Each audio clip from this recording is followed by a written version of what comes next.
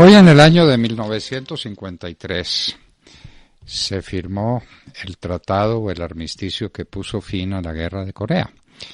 La Guerra de Corea fue uno de los momentos cumbres de la Guerra Fría.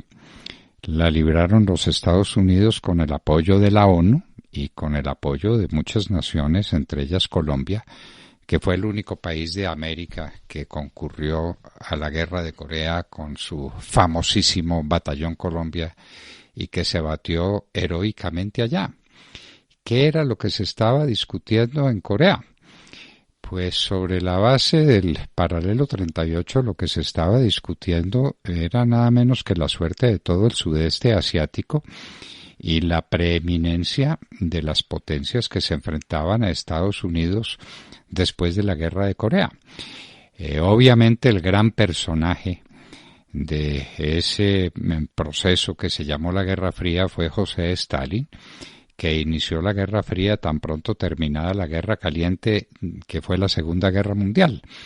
Stalin se puso en el plan de mantener la invasión que ya se había completado militarmente de muchos países de Europa Oriental, invasión que se mantuvo hasta que se cayó el muro de Berlín. Pero también por el oriente Stalin quería tener influencia y estaba China, que era un país pobre, muy pobre, pobrísimo, pero con una inmensa cantidad de gente que podía utilizar, por ejemplo, para invadir a Corea y para tomarse el sudeste asiático. Cuando este tema se inició y cuando los coreanos del sur le pidieron ayuda a los Estados Unidos, no pagaban un ardite porque los Estados Unidos entraran en esa guerra. Al parecer no tendrían interés, pero lo tuvieron.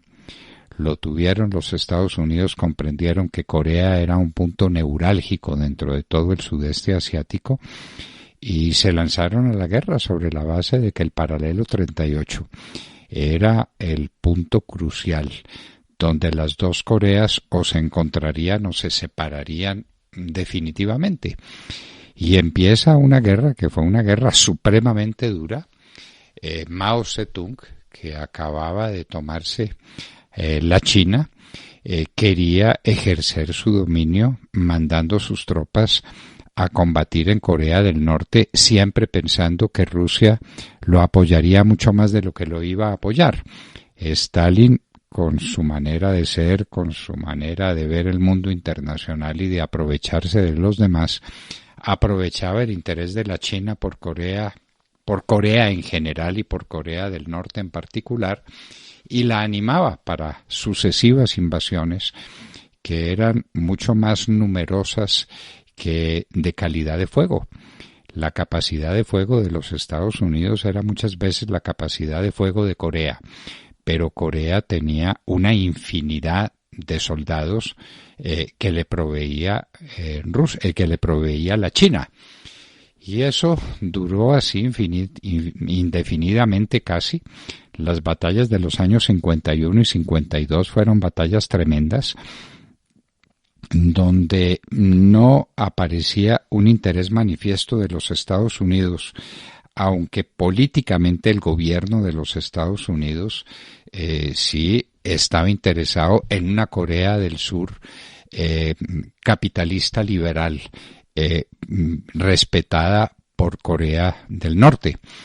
Esto tiene mucho que ver con un momento culminante de la política norteamericana, cuando MacArthur, el gran general de los Estados Unidos en la Segunda Guerra Mundial, hombre de un prestigio enorme, iba a ser destituido en medio de las tensiones que había en Corea, precisamente donde MacArthur exigía gran cantidad de hombres para adelantar una guerra mucho más decisiva contra Corea del Norte, es decir, contra la China, y proponía golpes muy severos de carácter militar contra la China.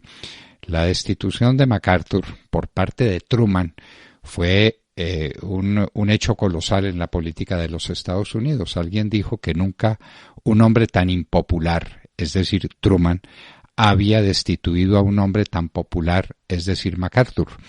la destitución de MacArthur del ejército americano dio lugar a unas manifestaciones gigantescas que empezaron desde Corea misma y desde el Japón, y que luego llegaron a Hawái. En Hawái MacArthur fue recibido como un héroe, y luego el recibimiento que se le hizo en San Francisco fue un recibimiento colosal, para seguir luego al recibimiento que se le hizo en Nueva York, que fue un recibimiento varias veces más grande que el recibimiento que se le hizo al ejército de los Estados Unidos victorioso en la Segunda Guerra Mundial. MacArthur parecía ser el hombre definitivo en esta contienda, pero no supo manejar su popularidad. Eso es lo que dicen por lo menos los críticos de la política americana, y MacArthur empezó a perder prestigio a partir del prestigio gigantesco que le habían dado su participación en la Segunda Guerra Mundial, y especialmente en la guerra en el Oriente, en la guerra contra el Japón y en esta guerra de Corea que libraban los Estados Unidos. Había que buscar otro hombre, un hombre distinto, y ese hombre fue el presidente Eisenhower, que era militar. Supuestamente era republicano, la lucha era demócrata-republicano. MacArthur era el hombre clave del Partido Republicano. Los demócratas llevaban 20 años en el poder, no querían dejar el poder y no querían dejar llegar a MacArthur. Y ahí vino la gran tensión, cuando aparece Eisenhower.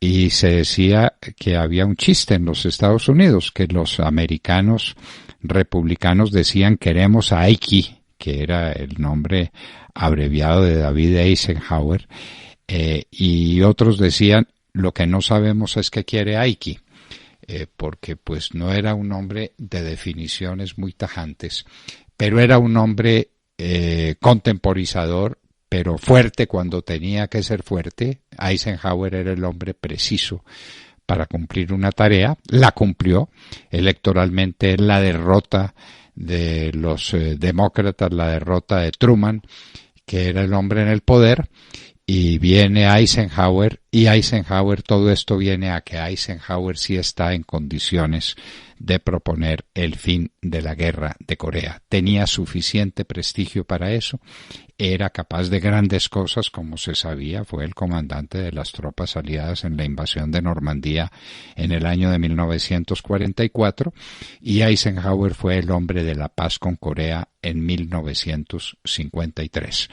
Y se fija el paralelo 38 y surgen las dos Coreas. La Corea del Norte, donde se estaba inaugurando la dinastía Kim, la que está hoy en el poder con Kim Il-jung, y esa dinastía era una dinastía belicosa tremenda, pero siempre contando con el apoyo de China y con el apoyo de los Estados Unidos. Mientras tanto, Corea del Sur empieza una evolución interesantísima, que es la inclusión de Corea del Sur y de unos coreanos en el proceso tecnológico y científico del gran desarrollo de los Estados Unidos.